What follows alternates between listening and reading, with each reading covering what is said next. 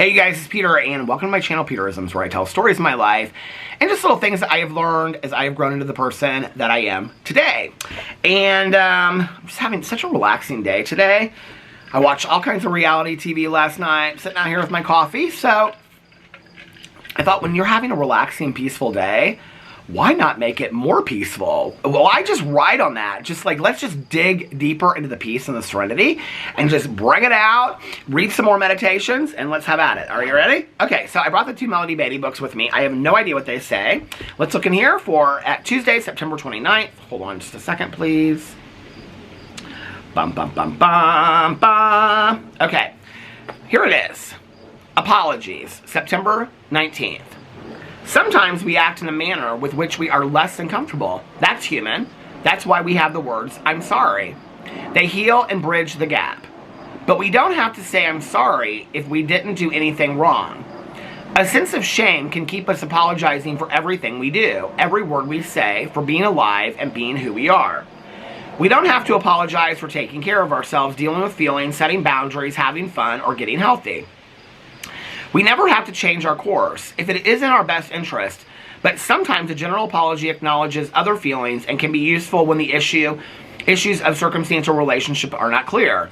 We might say, I'm sorry for the fuss we had, I'm sorry if what I needed to do to take care of myself hurt you, it was not intended that way. Once we make an apology, we don't have to keep repeating it. If someone wants to keep on extricating an apology from us for the same incident, that is a person's issue, and we don't have to get hooked. We can learn to take our apologies seriously and not hand them out when they're not valid. When we feel good about ourselves, we know when it's time to say we're sorry and when it's not. Today I will try to be clear and healthy in my apologies, taking responsibility for my actions and nobody else's. God help me figure out what I need to apologize for and what is not my responsibility. You know, it's so interesting. I feel like I have disagreed with more Melody Beatty meditations in the last month than my entire time doing this channel.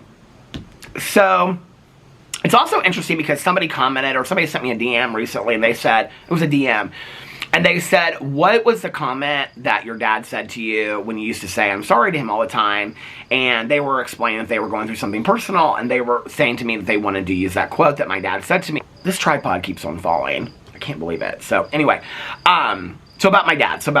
So, you know, it didn't really matter what I was apologizing for. Like if I came home late in high school and I said I'm sorry, or, you know, if I stole $20 from my dad and I said I'm sorry, you know, or we got in some really nasty fight and I was calling my dad names and things like that, which I rarely did, but if I did, you know, I'd say I'm sorry, or, you know, whatever happened, right? Like, my go-to is always, I'm sorry, I'm sorry, I'm sorry.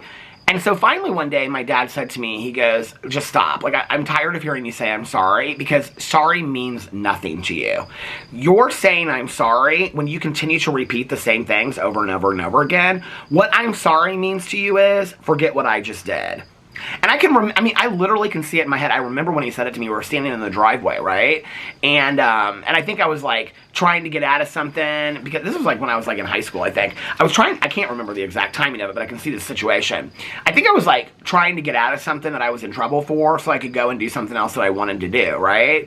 Like that was always it. Get off my ass so that, get off my back so that I cuss it on my other channel, so it's just flowing over here. Get off my back so that I can go do what I want to do, right? Like that's where addiction is rooted in selfishness and self-centeredness.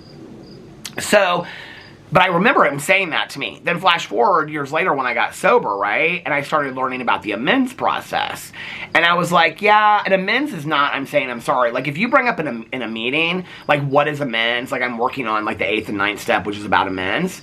The 8th step is about making a list of people we had harmed. The 9th step is making direct amends to them. And so when you start talking about that in meetings, if you go around a meeting and you talk about amends, people that have any experience working in a 12-step program, the first thing that they will say is, it is not saying I am sorry. Like we have said that enough to people in our lives, they don't want to hear I'm sorry.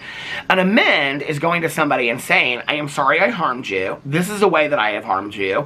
Let me know if I'm missing anything, okay? I'm going to correct it, and I will do better in the future. I will not be repeating my behavior. An amend is a change, right? Like an amendment to the Constitution, it's a change.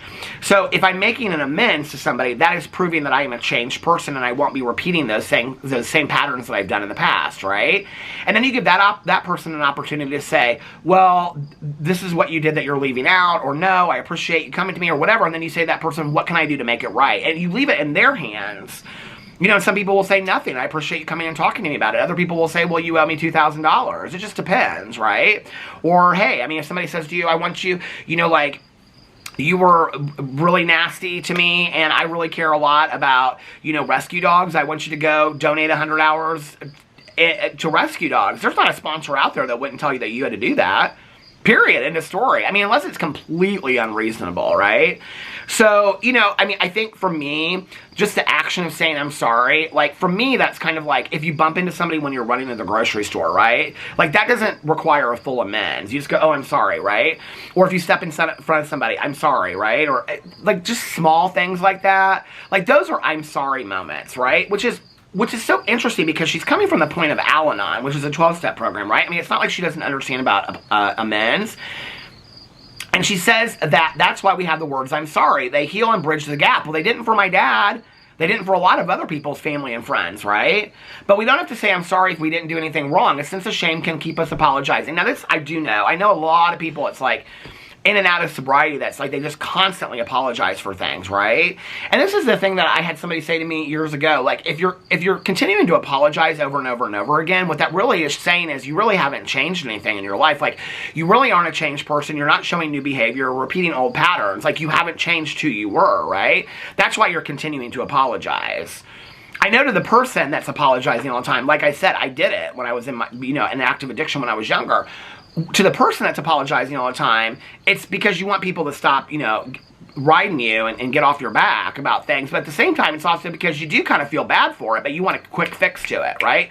You want a quick fix to those things that you've hurt people with.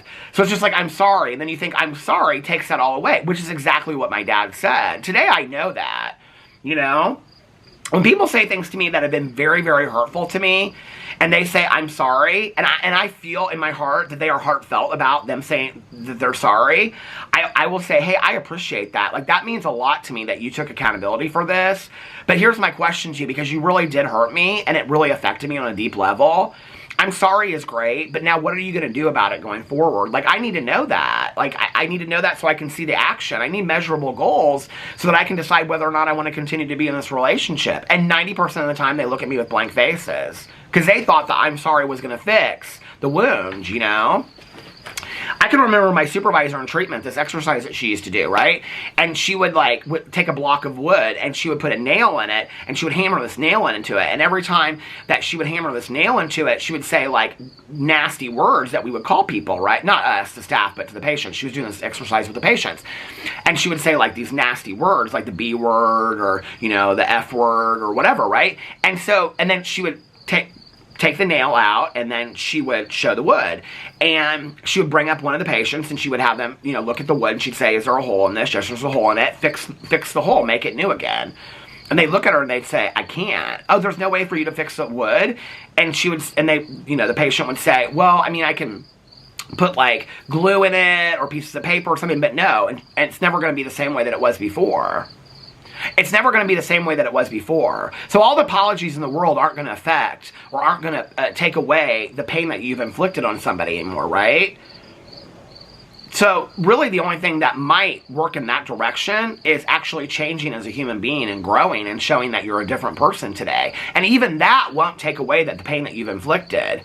But what it will do is make that person realize that from that experience that they went through, that maybe that was a teaching and a learning moment for you, that you are actually a changed person, that you're not going to hurt them again, and that you're not going to hurt other people in the same way. Whether it's with your words, whether it's with your actions, whatever it's with, right? And I think that that's important. I think people deserve that. So for me, a simple I'm sorry, like my father, doesn't mean anything to me, right? And then there's something else where she goes on here and says, we might say, I'm sorry for the fuss we had. I'm sorry if what I needed to do to take care of myself hurt you. It was not intended that way. See, like, I kind of feel like that's like a backhanded apology. Like, that's when, has anybody ever said to you, like, I love this when people say this to me, because I didn't figure this out 20 years ago. When people say, like, I'm sorry that you feel upset about what happened. Well, I don't hear you apologizing for your behavior. I hear you apologizing that I'm upset. You know, or I'm sorry that you're sad about what happened between us. Well, you're not sorry about your part in it. You're sorry that I'm sad about it. Okay, well that's my stuff, right? That I got to take care of. If you're sitting there and you've been snowed by partners or family members for years that have said to you, and they know what they're doing, trust me, okay? It's called taking no accountability. They're not saying, I am sorry and I apologize for my actions that hurt you. I shouldn't have done X, Y, and Z, all right? There was nothing right about it, and I will prove in the future that it will not happen again by my actions. That is completely different than somebody looking at you and saying that I'm sorry that you're upset over what happened. No, what they're saying is, I'm sorry that you're upset. They're not taking any responsibility or accountability. And most of the people out there that are watching this video are probably like, yep, I've had a lot of people that have done that to me. I've lived there. And there's that one person out there that's like, oh, damn. Like, I've had a ton of people do that to me. I never realized what they were doing. Yeah. That's how they get off, and then they don't take any, get out of the issue, and they don't take any accountability for it, right? So I'm sorry, but I think these issues, like, I'm sorry the fuss we had, you mean you had an argument with somebody? And you just want to say, I'm sorry, let's move on? I mean, maybe if it was like, you know, I don't know, something that you said like on the phone with somebody and it was just really kind of lighthearted and whatever, that's different, right? But if you had a fuss with somebody, that word is so stupid to me anyway, fuss, if you had an argument with somebody that was kind of deep-seated, I think that goes further in that each person needs to take responsibility for their part in it, right? I'm sorry if what I needed to do to take care of myself hurt you. Well, I don't even know why you would apologize in that situation, right? If somebody came to me and said, your setting boundaries really hurt my feelings, I would not apologize for that. I'd say, I need to set boundaries in my life. If you can't understand that, I don't know what to tell you. It's self-preservation. I wouldn't even apologize for that. Like, this is kind of weird to me, this take on this.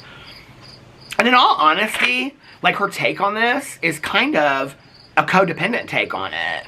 Real interesting to me. One of the things I've noticed, and I love Melody Beatty, this is like my favorite meditation book of life, right? But one of the things I've noticed is, as you read the meditation books, because I have to believe that, like, she sat down and she wrote September 19th, and then the next day, September 20th, she wrote that on the next day, right? Like, that's how I would write a meditation book. It kind of feels like, as you're reading it, that you can kind of tell, like, she's going through stuff, or she's doing really well, or what's going on, right? Like, you don't just pull out of the blue that you're going to talk about step 6. Like, you're probably working on step 6 if you're talking about it, right? So it's interesting to me, the things that she talks about, and when you can kind of ebb and flow and feel like what she's going through at that moment. I don't know, it's interesting to me. I still love the book. Just because I disagree with her stance on things doesn't mean that I don't agree with her. And I think that it was an important meditation because I wanted to clarify how I feel about the whole apology thing. You know what I'm saying? So anyway, let me know what you think in the comment section below. I love you guys so much, and I'll see you tomorrow. Bye.